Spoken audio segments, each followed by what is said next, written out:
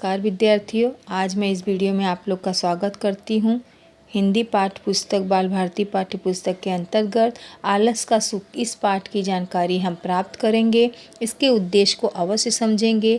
हालांकि इस पाठ से संबंधित प्रश्न आपको परीक्षा में नहीं पूछे जाएंगे, परंतु लेखक ने इस पाठ के माध्यम से हमें क्या संदेश देना चाहा है वो ज़रूर हमें जानकारी प्राप्त करनी चाहिए। तो बच्चों, यहाँ पर लेखक ने हमारे सामने हास्य व्यंग के माध्यम से जो यह निबंध है हमारे सामने प्रस्तुत किया है, इसमें समाज की कुरीतियों पर उन्होंने कुठाराघात किया है, अर्थात समाज की बुराइयों को हमारे समक्ष प्रस्तुत किया है, उस पर प्रहार किया है। प्राचीन काल से ही मनुष्य हमारे समाज में बच्चों दो प्रकार के लोग या मनुष्य पाए जाते हैं, परिश्रमी और आलसी। जैसे आप लोग देखते हो समाज में अमीर गरीब लोग होते हैं, है ना, या हमारे जीवन में सुख दुख आते हैं, तो उसी प्रकार से समाज में दो प्रकार के लोग पाए जाते हैं, परिश्रमी और आलसी। परिश्रमी लोग अपने जीवन के बल पर अपने परिश्रम के बल पर अपने जीवन में उपलब्धियां प्राप्त करते हैं, सफलताएं प्राप्त करते हैं, वो आगे बढ़ते हैं और सुख सुविधाओं के साथ वो अपना जीवन व्यापन करते हैं। जबकि आलसी लोग इस कहावत को चरितार्थ करते हैं, जो सोवत है वो खोवत है, जो जागत है वो पावत है। मतलब जो आलसी बने रहेंगे, जो कुछ नहीं करेंगे, वो जीवन में हमेशा खोते रहेंगे, वो उन्हें विफलताएं ही प्राप्त होंगी, वो आगे नहीं बढ़ पाएंगे। और जो परिश्रम करेंगे, समय पर जागरूक रहेंगे, वो हमेशा आगे बढ़ते रहेंगे, जीवन में उपलब्धियां और सफलताएं प्राप्त करते रहेंगे। आलसी व्यक्तियों को परिवार तथा समाज से कुछ लेना देना नहीं होता, उनके कानों पे किसी बात की जूं तक नहीं रेंगती, अर्थात उन्हें कोई प्रभाव नहीं पड़ता, कोई उन्हें कुछ भी कहे, उन्हें बस अपना आलस ही प्यारा होता है। तो बच्चों यहाँ पर देखिए, आलस हमारे जीवन में बच्चों आप लोग समझ लीजिए एक बीमारी है, एक बीमारी की तरह है जो मनुष्य के व्यक्तित्व को खा जाता है। तो हमें उस बीमारी को अपने अंदर आने नहीं देना है, इस बात को आपको हमेशा याद रखना चाहिए। लेखक का उद्देश्य यही है कि हमें हमेशा परिश्रमी बने रहना चाहिए।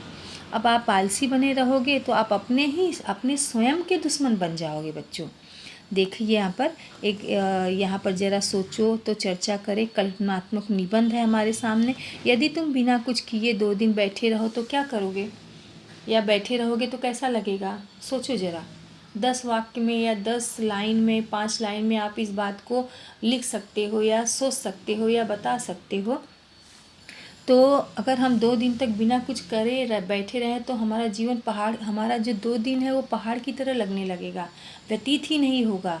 हम सुबह उठते हैं, स्नान करते हैं, ब्रश करते हैं, खाते हैं, हाथ पैर जब तक हम हिलाएंगे नहीं तब तक हम कुछ नहीं कर पाएंगे अपने लिए। हम दूसरों पर कब तक आश्रित रहेंगे। अगर हम बीमार हैं, हमें चोट लग गई है तो हमारा कोई मदद ज़रूर करेगा, परंतु जब हम स्वस्थ हैं और हम दूसरों पर आश्रित रहेंगे तो ये गलत है। तो सामने वाला कोई भी व्यक्ति हो हमारी सहायता नहीं करेगा नहीं ना। देखिए यहाँ पर उसके बाद नीचे देखो एक पॉइंट है बच्चों, विद्यार्थियों से उनकी दिनचर्या संबंधी प्रश्न पूछे। अर्थात अगर आप सुबह उठते हैं, दिनचर्या मतलब दिन का जो आपका पूरा दिन भर का जो लेखा जोखा है, आप कैसे उठते हो, क्या करते हो। तो सबसे पहले जब कोई उठता है तो ब्रश करता है, स्नान करता है, नाश्ता करता है, इस तरह से आपकी दिनचर्या शुरू होती है ना। तो हर व्यक्ति की शुरू होती है, तो हमें ऐसे ही अपनी दिनचर्या को बनाए रखना चाहिए।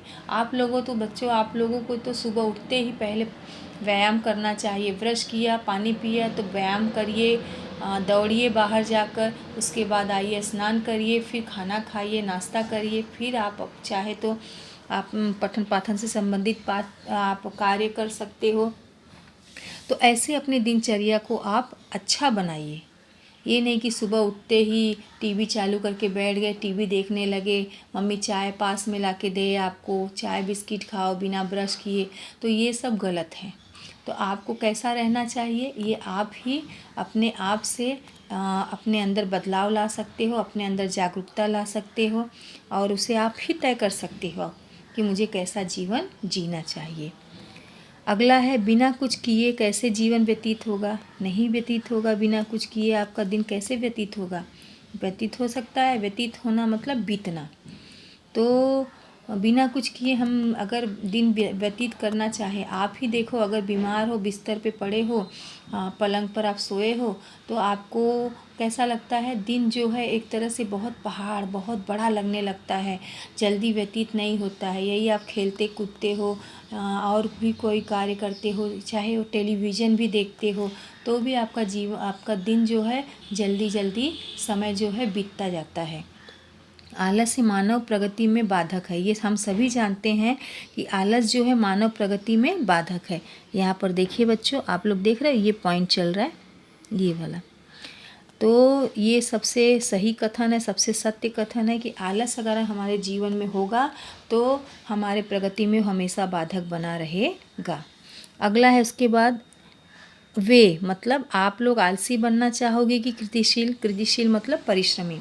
तो ये तो सबसे सही बात है, या फिर कहा जाए तो सबसे ज़रूरी बात है कि आपको आलसी नहीं बनना है। आपको क्या बनना है? परिश्रमी बनना है। आपको आलसी बनना है क्या? नहीं बनना है ना। हर कोई चाहेगा कि मुझे कृतिशील बनना है, परिश्रमी बनना है, आगे बढ़ना है। ठीक है, जैसे आप लोग की परीक्षाएं नज़दीक आती है, तो आप लोग अगर आलस करके बैठे रहोगे, परिश्रम नहीं करोगे, मेहनत नहीं करोगे, सुबह नहीं उठोगे, समय पे अपने पठन पाठन से संबंधित कार्य नहीं पूरा करोगे, उसे याद नहीं करोगे, तो आप परीक्षा में पिछड़ जाओगे, आप सफल नहीं हो पाओगे, अच्छे अंक नहीं प्राप्त होंगे। तो उसके लिए तो परिश्रम करना ही पड़ेगा, है ना। आइए हम लोग पहला पैराग्राफ देखते हैं। यहाँ पर देखिए,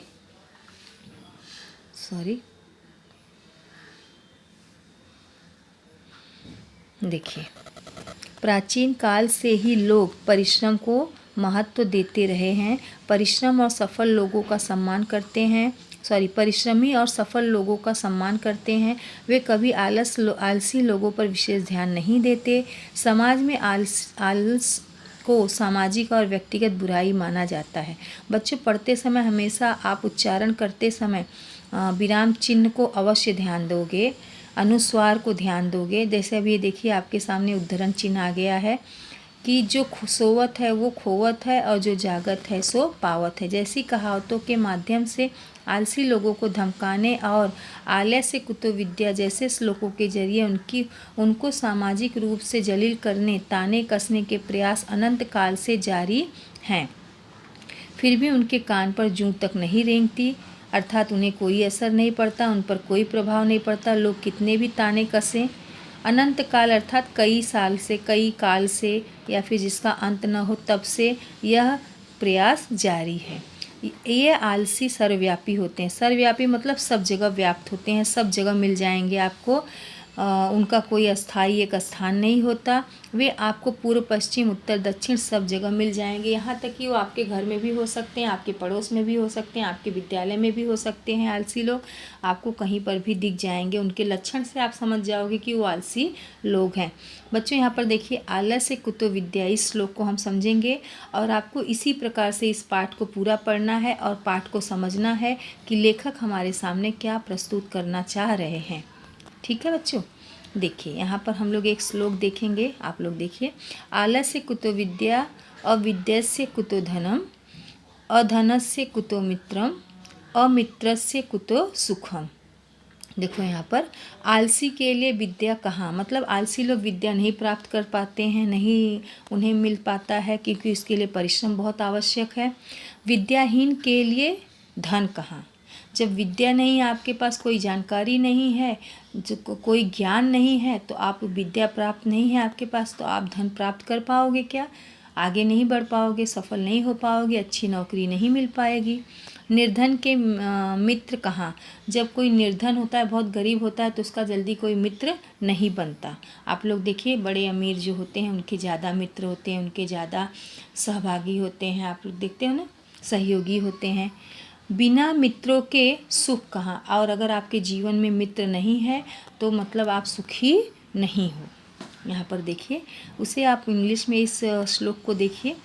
A lazy person cannot acquire knowledge. Without knowledge, wealth cannot be heard. Without wealth, you cannot get friends. And without friends, there is no happiness. मैंने जो हिंदी में बताया आपको, वही यहाँ पर इंग्लिश में है। तो इस प्रकार से इस पाठ का उद्देश्य यही है कि आप लोगों को अपने जीवन में क्या करना है बच्चों, हमेशा परिश्रमी बने रहना है, सफलता प्राप्त करना है, आगे बढ़ना है और आलस्य को त्यागना है। ठीक है बच्चों, तो आप लोग पाठ अवश्य पूरा पढ़ लेना। धन्यवाद।